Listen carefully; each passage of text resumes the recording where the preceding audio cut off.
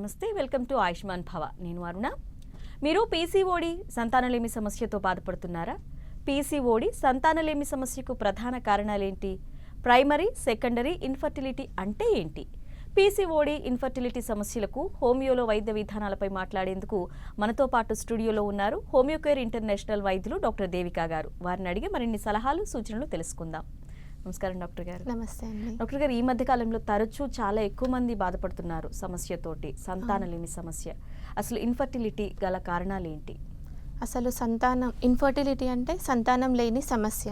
అంటే పెళ్ళి అయిన 1 year వాళ్ళకి వాళ్ళ దాంపత్య జీవితం అనేది కొనసాగి గర్భ నిరోధక పరికరాలు అనేటివి ఉపయోగించకుండా, అంటే కాంట్రాసెప్టివ్ పిల్స్ కానీ ఏవైనా మెథడ్స్ కానీ ఏమీ ఉపయోగించకుండా వాళ్ళు 1 year ట్రై చేసినా వాళ్ళకి ప్రెగ్నెన్సీ అనేది రాకపోవడం దాన్ని ఇన్ఫర్టిలిటీ అంటారు.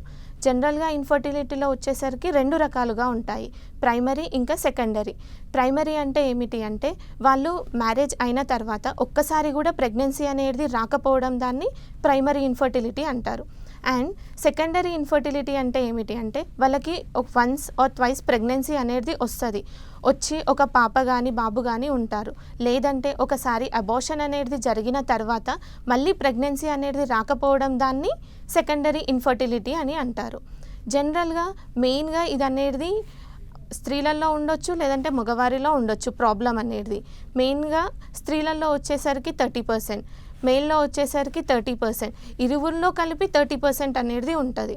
ఇంకా ఇంకో 10% అనేది అన్ఎక్స్ప్లెయిన్, అంటే ఏ టెస్ట్లు కానీ ఏమి చేసినా కానీ వాళ్ళల్లో ఏమీ ఇబ్బంది అనేది ఉండదు, అయినా వాళ్ళకి ఫర్టిలిటీ అనేది అంటే గర్భం అనేది దాల్చలేరు.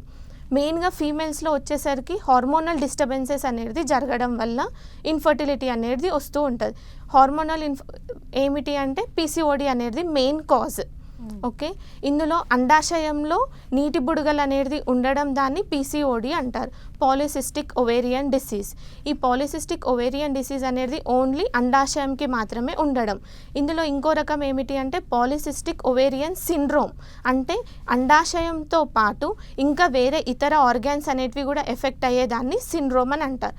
ఇందులో వీళ్ళల్లో ఏమవుతుంది అంటే ఒబేసిటీ రావడం, లేదంటే ఎక్స్ట్రా హెయిర్ గ్రోత్ అనేది ఉండడం, యాక్నే అనేది రావడం, దీన్ని పాలిసిస్టిక్ ఓవేరియన్ సిండ్రోమ్ అని అంటారు. ఈ అండాశయంలోనే కాకుండా గర్భసంచిలో కూడా ఒకవేళ ప్రాబ్లం అనేది ఉన్నా వీళ్ళకి గర్భం అనేది రాదు. అంటే గర్భాశయంలో ఫైబ్రాయిడ్స్ కానీ, సిస్ట్లు కానీ, పాలిప్స్ కానీ ఉండడం, లేదంటే గర్భసంచి అనేది చిన్నగా ఉండడం, లేదంటే అందులో ఒక సెప్టమ్ అనేది ఉండడం వల్ల వాళ్ళకి గర్భం అనేది రాకుండా ఉంటుంది. వీటితో పాటు ఫాలోపియన్ ట్యూబ్స్, అంటే అండం అనేది ఏదైతే ఎగ్ అనేది రిలీజ్ అవుతుందో అది అనేది గర్భసంచికి రావడానికి ఒక ట్యూబ్ అనేది ఉంటుంది, దాన్ని ఫాలోపియన్ ట్యూబ్ అని అంటారు. ఒకవేళ అక్కడ ఇన్ఫెక్షన్స్ కానీ లేదంటే ట్యూబల్ బ్లాకేజ్ అంటారు, అలా బ్లాకేజ్ అనేది ఉండడం వల్ల స్త్రీలలో గర్భం అనేది రాకుండా ఉంటుంది. వీటితో పాటు థైరాయిడ్ కానీ, డయాబెటీస్ కానీ, ఇంకా ఇతర auto immune disorders RA, SLE అనేది ఉండడం వల్ల గర్భం అనేది రాకుండా ఉంటుంది. అదే మేల్స్లో వచ్చేసరికి అంటే పురుషులలో ఏమవుతుంది అని అంటే టెస్టికులార్ అండ్ ప్రీ టెస్టికులార్ ఉంటుంది. ప్రీ టెస్టికులార్ ఏంటి అంటే వాళ్ళల్లో హార్మోనల్ డిస్టర్బెన్స్ అనేది ఉండడం. హార్మోనల్ డిస్టర్బెన్స్ అంటే వాళ్ళకి బ్లడ్లో సీరం టెస్టోస్టిరాన్ అనేది తగ్గిపోవడం వల్ల హార్మోనల్ డిస్టర్బెన్స్ అనేది ఉంటుంది. దానివల్ల వాళ్ళకి వీర్యం సెల్స్ అనేటివి సరిగ్గా ప్రిపేర్ అవ్వవు, సింథసిస్ అనేది జరగదు. అదే టెస్టికులార్లో వచ్చేసరికి అక్కడ వాళ్ళకి అన్డిసెండెడ్ టెస్టిస్ కానీ, వారికోసీల్, హైడ్రోసీల్ అనేటివి ప్రాబ్లమ్స్ ఉండడం, లేదంటే ఈ వీర్యం సెల్స్ అనేటివి ఒక దారి ద్వారా బయటికి అనేటివి రావడం, అక్కడ బ్లాకేజ్ అనేది ఉండడం వల్ల, లేదంటే టార్షన్ అనేది ఉండడం వల్ల వాళ్ళకి స్పెర్మటోజెనసిస్ అంటే వీర్య కణాల యొక్క సింథసిస్ అనేది జరగదు. అలా వాళ్ళకి ప్రాబ్లం వస్తుంది. ఒకవేళ వీర్య కణాలు అనేటివి రిలీజ్ అయినా కానీ వాటి షేప్లో కానీ, కౌంట్లో కానీ, అంటే సంఖ్య కానీ, షేప్లో కానీ, మొటిలిటీ, వాటి దారిలో మొటిలిటీ అనేది తగ్గిపోయి ఉండడం వల్ల వాళ్ళకి ప్రాబ్లం అనేది వస్తూ ఉంటుంది. మెయిన్ కాజ్ అనేది పీసీఓడి. డాక్టర్ గారు, అసలు పీసీఓడి ఉన్నప్పుడు గర్భం ధరించే అవకాశాలు చాలా తక్కువ ఉంటాయి అంటూ ఉంటారు. సో హోమియోకేర్లో ఎలాంటి చికిత్సా విధానం ఉంది దానికి? ఇక్కడ ఏంటి అంటే పీసీఓడి ఉన్న ప్రతి ఒక్కరికి గర్భం రాదు అని మాత్రం కాదు. జనరల్గా ఏంటి మనకి మెనార్కీ అనేది వస్తుంది, ఫస్ట్ పీరియడ్స్ అనేటివి స్టార్ట్ అవుతాయి. స్టార్ట్ అయిన తర్వాత అక్కడ ఏమవుతుంది, చాలామంది ఇప్పుడున్న ఏజ్లో ఏమవుతుంది, సెడెంటరీ లైఫ్ స్టైల్ కానీ మానసికంగా వాళ్ళు ఒత్తిడి, ఫిజికల్గా ఒత్తిడి అనేది వెళ్ళడం వల్ల, ఎక్సర్సైజ్ అనేది లేకపోవడం వల్ల హార్మోనల్ డిస్టర్బెన్స్ అనేటివి వస్తున్నాయి. మనకేంది జనరల్గా FSH, LH అంటే follicle stimulating hormone and luteinising hormones అనేటివి మన బాడీలో ఉంటాయి. అవి పిట్యూటరీ గ్లాండ్, మన బ్రెయిన్లో ఉన్న పిట్యూటరీ గ్లాండ్ నుంచి అవి అనేటివి రిలీజ్ అయ్యి మన అండాశయాన్ని స్టిమ్యులేట్ చేస్తుంది. స్టిమ్యులేట్ చేయడం వల్ల అక్కడ నుంచి అండం అనేది అంటే ఒక మెచ్యూర్ ఎగ్ అనేది రిలీజ్ అవుతుంది. రిలీజ్ అయ్యి మనకి మెన్సెస్ అనేటివి స్టార్ట్ అవుతాయి. కానీ ఈ హార్మోనల్ డిస్టర్బెన్స్ అనేది జరగడం వల్ల FSH అనేది తగ్గిపోయి LH అనేది ఎక్కువ అయిపోవడం వల్ల అండం అనేది మెచ్యూర్ అవ్వట్లేదు. ఒక డామినెంట్ ఫాలికల్ అనేది రిలీజ్ అవ్వడం లేదు, ఇమ్మెచ్యూర్గా రిలీజ్ అయిపోతుంది. ఇమ్మెచ్యూర్గా రిలీజ్ అవ్వడం వల్ల అక్కడ ఒక సిస్ట్ లాగా, నీటి బుడగల్లాగా ఫామ్ అయిపోయి ఉండిపోతున్నాయి. అలా మనకి మెన్సెస్ అనేటివి రాకుండా ఉంటున్నాయి. అందుకే వీటిని నీటి బుడగల డిసీజ్ అని అంటూ ఉంటారు. ఓకే, ఇందులో వీళ్ళకి ఏమవుతూ ఉంటాయి, సిమ్టమ్స్ ఏ రకంగా ఉంటాయంటే స్కాంటీ బ్లీడింగ్ అంటే కొంచెం మాత్రమే బ్లీడింగ్ అనేది జరగడం, లేదంటే ప్రొలాంగ్డ్ మెన్సెస్ అంటే 15 రోజులు, 20 రోజులు, నెల అలా వాళ్ళకి బ్లీడింగ్ అనేది జరుగుతూ ఉండడం. లేదు, కొందరికి ఏమవుతుంది డిలే అవ్వడం అంటే లేటుగా నెలసరి అనేది రావడం, 2 నెలలకి, 3 నెలలకి, 4 నెలలకి అది అనేది పూర్తిగా ఎక్స్టెండ్ అయిపోతూ ఉంటాయి. కొందరికి ఏంటి సంవత్సరంలో 2-3 సార్లు వచ్చిన వారులు కూడా ఉంటూ ఉంటారు. కాకపోతే హోమియోలో ఏంటి అంటే మెయిన్గా PCOD ప్రాబ్లం, ఇన్ఫర్టిలిటీ ప్రాబ్లంతో మా దగ్గరకు వచ్చిన వాళ్ళలో ఏమిటి అంటే వాళ్ళకి ఫస్ట్ ఒక డామినెంట్ ఫాలికల్, మెచ్యూర్ ఫాలికల్ అనేది రిలీజ్ అయ్యేలాగా మంచి మెడిసిన్ అనేది వాళ్ళకి ఇచ్చి ఆ తర్వాత ఫెర్టిలిటీకి ఛాన్సెస్ అనేటివి ఎక్కువ ఉంటాయి. PCOD ఉన్న వాళ్ళకి అసలు ప్రెగ్నెన్సీ అనేది రాదు అనేది ఒక అపోహ మాత్రమే. వాళ్ళకి కంపల్సరీ 80-90% ఛాన్సెస్ అనేటివి ఎక్కువగా ఉన్నాయి. కాకపోతే ఇందులో ఏంటి అంటే బైలాటరల్గా కొందరికి ఉంటాయి. ఈ బైలాటరల్గా PCOD ప్రాబ్లం ఉన్న వారిలో వీళ్ళల్లో ఏమవుతుంది అని అంటే ఎక్స్ట్రా జెనెటిక్ అంటే సిండ్రోమ్. ఈ సిండ్రోమ్లో ఏమవుతుంది, యాక్నే రావడం, మెడ చుట్టూ నల్లగా అయిపోవడం, దాన్ని అకెంథోసిస్ నైగ్రికాన్స్ అంటారు. ఇంకా ఒబేసిటీ ప్రాబ్లం అనేది రావడం, యాక్నే, ఇంకా ఎక్స్ట్రా హెయిర్ గ్రోత్ అనేది రావడం వల్ల వాళ్ళకేంటి కొంచెం ఇబ్బంది అనేది ఉంటుంది. వీళ్ళల్లో ఏంటి అంటే వీళ్ళలో ట్రీట్మెంట్ వచ్చేసరికి 1-2 సంవత్సరాలు వాడాల్సి ఉంటుంది. అదే యంగ్ ఏజ్లో ఇప్పట్లో ఉన్న వాళ్ళల్లో ఏంటి అడాలసెన్స్ ఏజ్ నుంచే వీళ్ళకి PCOD ప్రాబ్లం అనేది స్టార్ట్ అయిపోతుంది. ఎందుకు, ఈ సెడెంటరీ లైఫ్ స్టైల్ అనేది ఉండడం. ఆ ఏజ్లోనే హోమియోపతి అనేది తీసుకోవడం వల్ల ఫర్దర్గా వాళ్ళకి మ్యారేజెస్ అయిన తర్వాత PCOD ప్రాబ్లం తగ్గించి ఫెర్టిలిటీ అనేది ఎక్కువ చేయవచ్చు మనం. ఓకే డాక్టర్ గారు, PCOD రావడానికి వయసుతో ఏమైనా సంబంధం ఉందంటారా? కంపల్సరీ వయసుతో సంబంధం ఉంది. ముందు కాలంలో ఏంటి అసలు PCOD ప్రాబ్లం అనేది మనం వినలేదు, ఏంటో కూడా తెలీదు. కానీ ఇప్పుడు మనం ఎక్కువగా వింటున్నాం. జనరల్లీ ఏంటి 30 and 35 ఎబోవ్ ఉన్న వాళ్ళకి PCOD ప్రాబ్లం అనేది వస్తుంది. ఎందుకు, అక్కడ హార్మోనల్ ఇంబ్యాలెన్స్ అనేటివి స్టార్ట్ అవుతూ ఉంటాయి.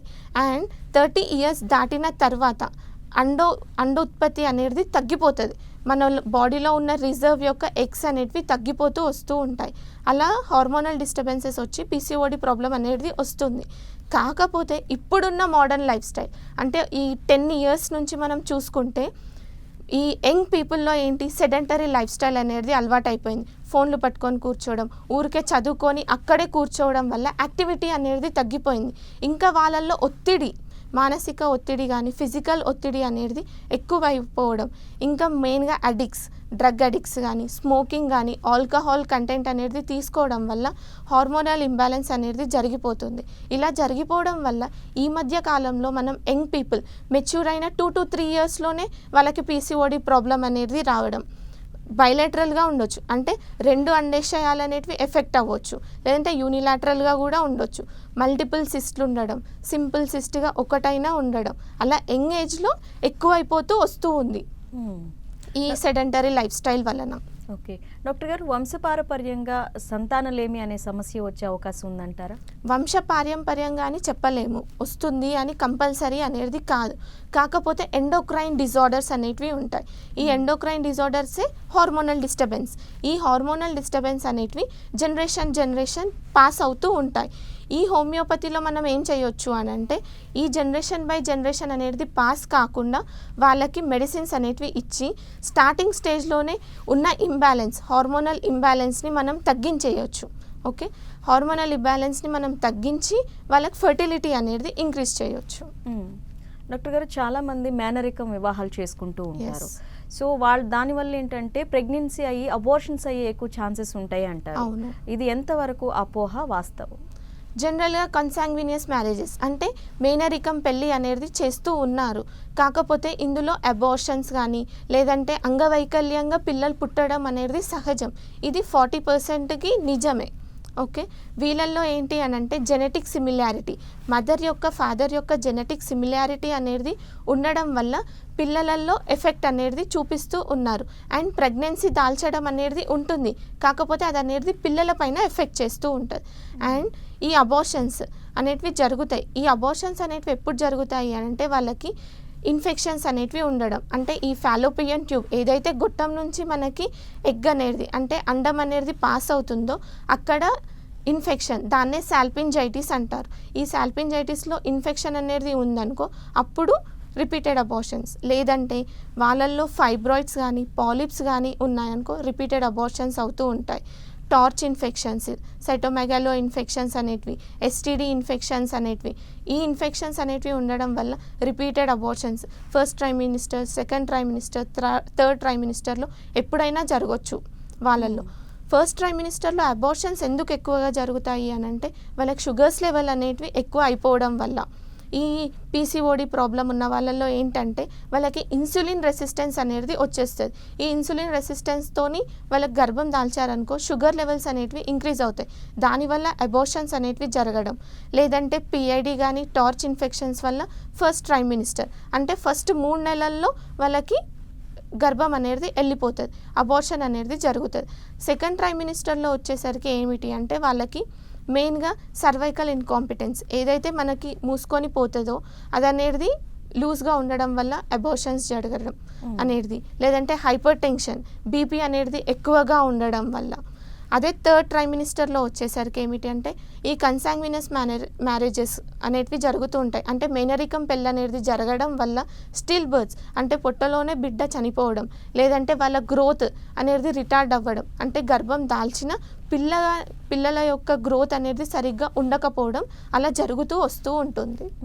డాక్టర్ గారు, కొంతమందికి ఫిలోపియన్ ట్యూబ్స్ సర్జరీ చేసి తీసేయాల్సిన పరిస్థితి వస్తుంది అంటారు. అంటే దానికి దారితీసే కారణాలు ఏమై ఉంటాయి? మెయిన్గా ఫాలోపియన్ ట్యూబ్లో బ్లాకేజ్ అనేది ఉండడం, అక్కడ ఫాలోపియన్ ట్యూబ్లో ఒక సిస్ట్ అనేది ఉండడం, లేదు కొందరు ఏంటి ప్రెగ్నెన్సీ అనేది వస్తుంది, ప్రెగ్నెన్సీలో గర్భసంచిలో ఇంప్లాంటేషన్ అనేది జరగకుండా ట్యూబ్లో అంటే ఫాలోపియన్ ట్యూబ్లో ఇంప్లాంటేషన్ అనేది జరిగి అక్కడ రప్చర్ అవ్వాల్సిన సిచ్యువేషన్ అనేది వస్తుంది. అలాంటి సిచ్యువేషన్లో ఏం చేయాల్సి వస్తుంది అంటే ట్యూబెక్టమీ చేయాల్సి వస్తుంది, అంటే ఒక సైడ్ ఉన్న ట్యూబ్ అనేది తీయాల్సి వస్తుంది. అప్పుడు అలాంటి సిచ్యువేషన్లో ఏమవుతుంది, ఓన్లీ 50% ఛాన్స్, అంటే ఓన్లీ ఇప్పుడు రైట్ సైడ్ తీసేసారనుకో లెఫ్ట్ సైడ్ మాత్రమే ఉంటుంది, అప్పుడు 50% ఛాన్స్ ఆఫ్ ప్రెగ్నెన్సీ అనేది ఉంటుంది. ఇలాంటి వాళ్ళల్లో ఏం చేయాల్సి వస్తుంది అంటే ఎర్లీ మ్యారేజెస్ అనేది చేసుకోవాలి. తొందరగా పెళ్లి చేసుకొని వాళ్ళు ప్లానింగ్ అనేది అంటే పిల్లల ప్లానింగ్ అనేది తొందరగా చేసుకోవాల్సి ఉంటుంది. అలాంటి వాళ్ళల్లో తొందరగా ట్రై చేసి ఈ హోమియో ట్రీట్మెంట్, ఒకవేళ వాళ్ళకి పీసీఓడి ప్రాబ్లం కానీ అదే ఏమైనా ఉందనుకో హోమియో ట్రీట్మెంట్ అనేది తీసుకోవడం వల్ల వీళ్ళల్లో ఏంది అంటే తీసుకున్న 3 నెలలు 6 నెలల్లోనే గర్భం దాల్స్తారు. సో తర్వాత వాళ్ళ ఏజ్ అనేది ఇంక్రీజ్ అయిన తర్వాత కూడా ప్రాబ్లం అనేది రాకుండా చూసుకోగలుగుతారు. అలాగే డాక్టర్ గారు, చాలామంది ప్రెగ్నెన్సీ రాలేదు అంటే మహిళల్లోనే ఎక్కువ శాతం లోపాలు ఉంటాయి అంటారు. సో ఎటువంటి సందర్భాల్లో డాక్టర్ని అప్రోచ్ అవ్వాలి? ఓకే, మెయిన్గా మహిళల్లోనే ఉంటుంది ప్రాబ్లం, పురుషులలో ప్రాబ్లం అనేది ఉండదు అనేది పూర్తిగా అపోహ మాత్రమే. కంపల్సరీ ఉంటే మహిళల్లో ఉంటుంది, పురుషులలో ఉండొచ్చు, ఇద్దరికి కలిపి కూడా ఉండొచ్చు. ఓకే, పురుషులలో వచ్చేసరికి ఏంది ఒలిగోస్పర్మియా, ఏజోస్పర్మియా, ఆస్థెనోస్పర్మియా అంటారు. ఒలిగోస్పర్మియా అంటే ఏంది, వీర్య కణాలు అనేటివి ఉండాల్సిన దానికన్నా చాలా తక్కువ అయిపోవడం, అంటే 15 మిలియన్స్ కన్నా తగ్గిపోవడం. ఓకే, అదే ఎజోస్పర్మియా అంటే నిల్ కౌంట్, 0 కౌంట్ అనేది ఉండడం. ఎస్థెనోస్పర్మియా వచ్చేసరికి ఏమిటి అంటే అక్కడ వాటి షేప్స్ కానీ మొటిలిటీ ప్రాబ్లం అనేది ఉండడం, దాన్ని ఎస్థెనోస్పర్మియా అంటారు. ఇలా వీళ్ళల్లో కూడా పురుషులలో కూడా ప్రాబ్లం అనేది కంపల్సరీ ఉంటుంది. స్పర్మ్ అనాలిసిస్ చేస్తే మనకి ఇది తెలుస్తుంది. ఓకే, ఇంకా ఫీమేల్స్లో వచ్చేసరికి వాళ్ళల్లో ఏమిటి అని అంటే యుట్రస్లో ఫైబ్రాయిడ్స్ కానీ పాలిప్స్ అనేటివి ఉండడం. ఇలాంటి టైంలో అప్రోచ్ అవ్వాలి అని అంటే మెయిన్గా 30 years లోపు ఉన్న వాళ్ళు కంపల్సరీ 1 year ట్రై చేయాలి. వాళ్ళు 1 year సంతానం కోసం ట్రై చేసిన తర్వాత అప్పుడు కూడా వాళ్ళకి అవ్వట్లేదు అంటే అప్పుడు డాక్టర్ని అప్రోచ్ అవ్వాలి. ఇఫ్ 30 నుంచి 35 years లోపు ఉన్న వాళ్ళు 6 months ట్రై చేయాలి. 6 months ట్రై చేసిన తర్వాత అప్పుడు కూడా వాళ్ళకి గర్భం అనేది దాల్చలేకపోతున్నారు అంటే అప్పుడు డాక్టర్ని అప్రోచ్ అవ్వాలి. ఒకవేళ వాళ్ళ ఏజ్ అనేది 30-40 ఎబో ఉంది అని అంటే పెళ్ళైన వెంటనే వాళ్ళు డాక్టర్స్ని అప్రోచ్ అవ్వాలి. ఎందుకంటే మహిళల్లో వచ్చేసరికి అండోత్పత్తి అనేది 30 years తర్వాత తగ్గిపోతూ వస్తూ ఉంటుంది. అలా తగ్గిపోవడం అనేది జరగడం వల్ల డాక్టర్ని తొందరగా అప్రోచ్ అవుతే వాళ్ళు రిజర్వ్తోని మెడిసిన్స్ అనేటివి ఇవ్వచ్చు. ఓకే డాక్టర్ గారు, నెక్స్ట్ మనకి విజయవాడ నుంచి రామకృష్ణ గారు లైన్లో ఉన్నారు. రామకృష్ణ గారు నమస్తే అండి, మీ సందేహం ఏంటి డాక్టర్ గారిని అడగండి. ఓకే మేడం, చెప్పండి రామకృష్ణ గారు. అంటే మా మిస్సెస్ కి ఇప్పుడు మాకు మ్యారేజ్ అయి 13 సంవత్సరాలు అయిందమ్మా మేడం. ఓకే, అయితే మాకు పాప ఒకటి తర్వాత బాబు కూడా ఉన్నారు. ఓకే, పాపకేమో 10 years, బాబుకేమో 7 years మేడం. ఓకే అండి.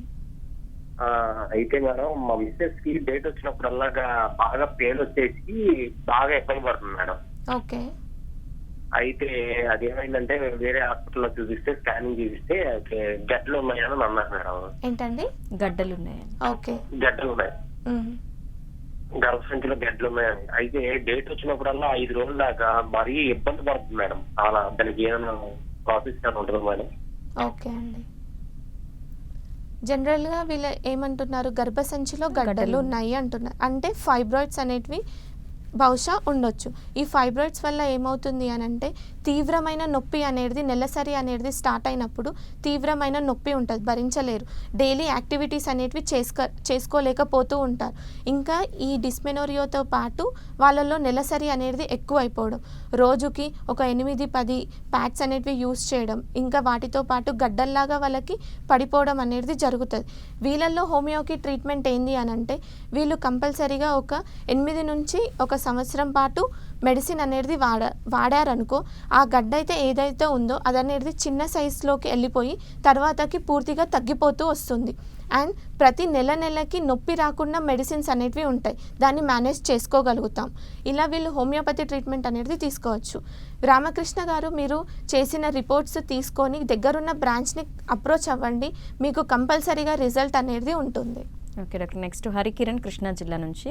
హరికిరణ్ గారు నమస్తే అండి, మాట్లాడండి డాక్టర్ గారితో. డాక్టర్ గారు నమస్తే అండి. నమస్తే అండి, చెప్పండి. మా మిస్సెస్ కి నాకు 2 బేబీలు అండి. ఏంటండి? నాకు 2 పిల్లలు. ఓకే, అదే మా మిస్సెస్ కి డేట్ రావట్లేదు మేడం. పీరియడ్ రావట్లేదు మీ మిస్సెస్ కి? అవును మేడం, అది కూడా 1 year ఏదో అయిపోయింది. ఎన్ని రోజుల నుంచి రావట్లేదు? 1 year. ఓకే, 1 year నుంచి రావట్లేదు మేడం. ఓకే, ఏమైనా టెస్ట్లు చేయించారా అండి? ఏం చేయట్లేదు మేడం. థైరాయిడ్ టెస్ట్ కానీ ఏమైనా స్కానింగ్ కానీ? ఏం చేయట్లేదు మేడం. ఏం చేయించలేదు. ఓకే, జనరల్గా వీళ్ళల్లో ఏంది అని అంటే ఎమెనోరియా అంటే 1 week నుంచి వాళ్ళకి మెన్సెస్ అనేటివి రావట్లేదు. దీనికి ఎన్నో కాజెస్ ఉంటాయి. మెయిన్ కాజ్ పీసీఓడి ప్రాబ్లం అనేది ఉండడం. వీళ్ళల్లో ఏంది హార్మోనల్ డిస్టర్బెన్స్ అనేది అయిపోవడం వల్ల మెన్సెస్ రాదు. ఒకవేళ కొందరికి థైరాయిడ్ అనేది అంటే హైపోథైరాయిడిజం, థైరాయిడ్ లెవెల్ అనేది తగ్గిపోయి థైరాయిడ్ అనేది ఉండడం వల్ల మెన్సెస్ అనేటివి రాకపోవడం ఉంటుంది. మీరు ఏం చేయండి అని అంటే ఒకసారి thyroid profile T3, T4, TSH అనేది రక్త పరీక్ష చేసుకోండి. దానితో పాటు పెల్విక్ స్కాన్ అనేది చేసుకోండి. ఒకవేళ PCOS ప్రాబ్లం ఉన్నా మీకు మెన్సెస్ అనేటివి రాకుండా ఉంటాయి. అండ్ ఈ రిపోర్ట్స్ తీసుకొని దగ్గరలో ఉన్న బ్రాంచ్కి వెళ్ళండి, మీకు కంపల్సరీ రిజల్ట్ అనేది ఉంటుంది. ఓకే డాక్టర్ గారు, నెక్స్ట్ ఖమ్మం జిల్లా మణుగూరు నుంచి మల్లీశ్వరి గారు లైన్లో ఉన్నారు.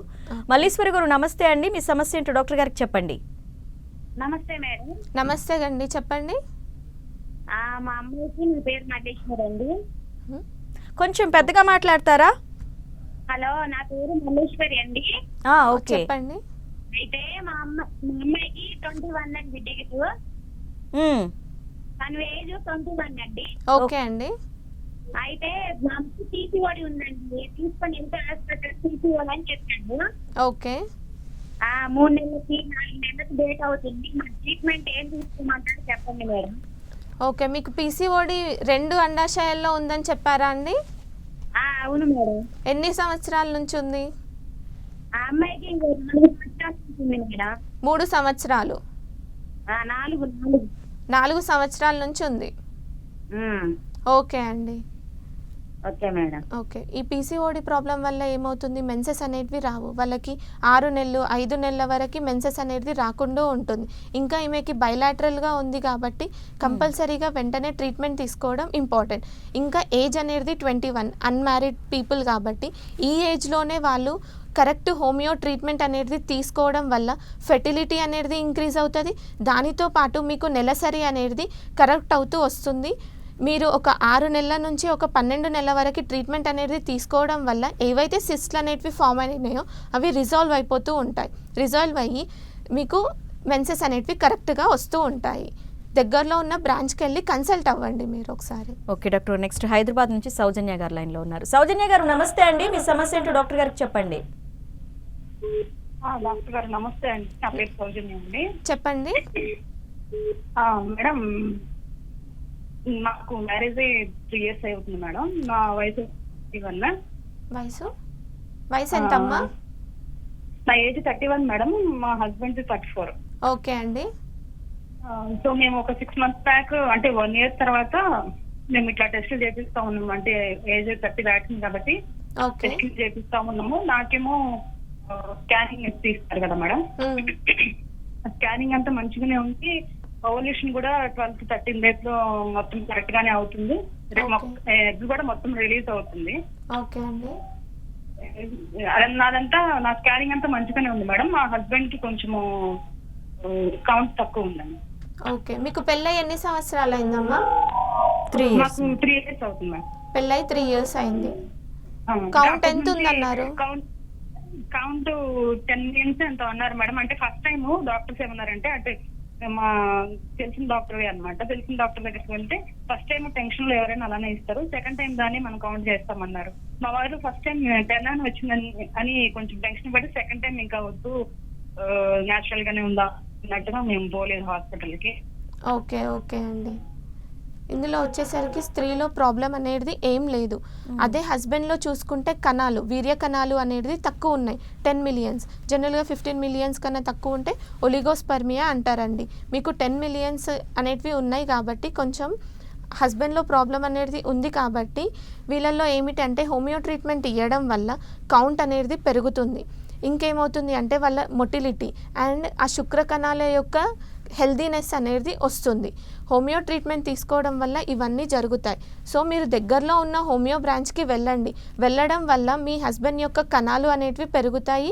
అండ్ మీకు ఒకవేళ ఇంకేమైనా ఇబ్బంది అనేది ఉన్నా అది అనేటివి రెక్టిఫై చేసి కంపల్సరీగా మీకు 6 నెలల నుంచి 8 నెలల లోపు గర్భం అనేది దాల్చగలుగుతారు. అలాంటి కేసెస్ ఎన్నో మా దగ్గర ఉన్నాయండి. ఓకే డాక్టర్ గారు, పిల్లలు పుట్టకుండా ఉండడానికి, పిల్లలు పుట్టడానికి మీరు హోమియో కేర్లో ఎలాంటి చికిత్సా విధానాలని చెప్తారు ప్రేక్షకులకి? జనరల్గా హోమియోపతిలో వచ్చేసరికి ఎలా ఉంటుంది, మనిషి యొక్క పర్సనాలిటీ అంటే జెనెటిక్ కాన్స్టిట్యూషనల్ సిమిలిమం అంటారు. మనిషి యొక్క పర్సనాలిటీ, ఆయన కాన్స్టిట్యూషన్, ఆయన బిహేవియర్ బట్టి మెడిసిన్ అనేది ప్రజెంట్ అయి ఉంటుంది. ఇప్పుడు ఈ ఫర్టిలిటీకి కోసం ఆడవారు వస్తారు, మగవాళ్ళు వస్తారు. వీళ్ళల్లో ఏంటంటే ఎన్నో ప్రాబ్లమ్స్ ఉంటాయి. ఆడవాళ్ళలో పీసీఓఎస్ ఉండొచ్చు, ఫైబ్రాయిడ్స్ ఉండొచ్చు, సిస్ట్లు ఉండొచ్చు, లేదంటే థైరాయిడ్ ప్రాబ్లమ్స్ ఉండొచ్చు. వీళ్ళల్లో ఏంటి అంటే ఫస్ట్ మనము వాళ్ళకి ఏదైతే డిసీజ్ అనేది ఉందో ఫస్ట్ దాన్ని రెక్టిఫై చేయాలి. దాన్ని రెక్టిఫై చేస్తే జనరల్గా వాళ్ళకి మెన్సెస్ అనేటివి వచ్చేసి అలా మందులు అనేటివి ఉంటాయి. అదే మేల్స్లో వచ్చేసరికి ఎలాంటి ప్రాబ్లం అయినా మనం ఇచ్చేసి మందులు అనేటివి ఉంటాయి. ఓకే డాక్టర్ గారు, సంతానలేమి సమస్యకు చాలా చక్కని పరిష్కార మార్గాలు చెప్పినందుకు ధన్యవాదాలండి. ఓకే అండి. ఇది వాళ్ళ ఆయుష్మాన్ భవ. నమస్తే.